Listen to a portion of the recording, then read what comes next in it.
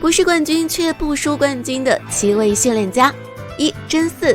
真嗣放进来其实还是有争议的，因为在铃兰大会上，真嗣败给小智，倒在了8强。但是在这场比赛之前，真嗣几乎是全程碾压小智，尤其是瑞之湖一战，直接把小智虐到怀疑人生。而他培养宝可梦的方式也是饱受观众的指责。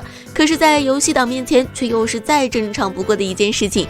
毕竟在游戏里，那些有潜力的宝可梦也会经常被丢去锻炼，唯一区别就是动画把具体锻炼的方式给展现出来，而游戏却没有。除此之外，真嗣在面对神代和竹篮的时候，也让人觉得他有点不知天高地厚。但如果仔细点，就会发现真嗣的对战思路非常清晰，无论是属性克制还是招式组合，都像是个高级玩家。而宝可梦里能在这方面媲美他的角色屈指可数。现在真嗣同样拥有了准神，再加上自身灵活多变的战术，完全具备着冠军级的实力。2. 神代。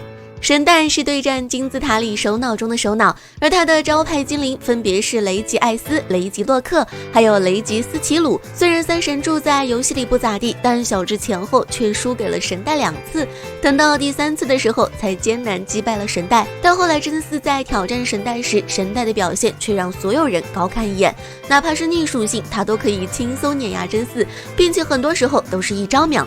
由此可见，小智在挑战神代的时候，他是放了整整一个太平洋的水，而且在之前能够这么虐真嗣的，也就只有排名世界第2的竹篮了。3. 电刺。电刺是公认的神奥最强关注，也是为数不多能玩透战术的训练家。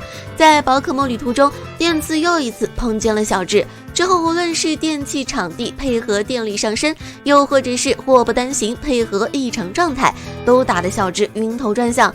再加上经典的轮换，电刺可以说是胜券在握。然而到头来，电刺还是败给了全程发动气势头戴的路卡利欧和杰克罗姆附体的皮神，遗憾输掉了这场关键赛。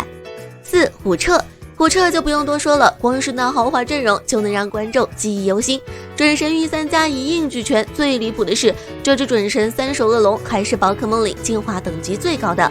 再联想到小智的阵容等级，难怪虎彻打小智像打宝宝一样轻松，哪怕是只带5只，并且还白给2只，都能玩虐小智无压力。何况还有那中途进化并且一穿3的利欧路，更是让人怀疑 BW 篇到底谁才是主角。虽然虎彻最后输给了拿到冠军的巴吉尔，但要是他不犯2的话，还是有很大机会拿到冠军的。只可惜虎彻在宝可梦旅途中没有回归，不然还是很期待他和小智有一场对战的。5. 朵拉塞纳。朵拉塞纳是小智在世锦赛上唯一遇见的4天王，而4天王又是强于大会冠军，仅次于联盟冠军的存在。即便是有了艾兰这个例外，那朵拉塞纳放在别的时期也都是大会冠军或之上的水平。再加上龙系宝可梦还有种族上的优势，朵拉塞纳也算得上数1数2的顶级训练家了。6. 大叶。不得不说，神奥地区是出了名的强大。宝可梦里有时空反3神，训练家里还有竹篮、大叶和电刺这样的强者。当然，比起好兄弟电刺来说，大叶4天王的地位还是要高上他那么一些的。至于为什么说他有着媲美冠军的实力，或许应该是他在8大师的对决中挑战丹帝，哪怕是最后输了，也都还是世界第8。当然，等到小智上位的时候，大叶已经掉下了8大师行列，并且让他掉下去的可能还是爱丽丝或艾兰。尽管如此，大叶也还是所有4天王中实力最强的。7. 奇巴纳。奇巴纳素来都有嘎拉尔最强馆主之称，因为无论是游戏还是百科都有说过，奇巴纳是个执着于和丹帝对战的训练家。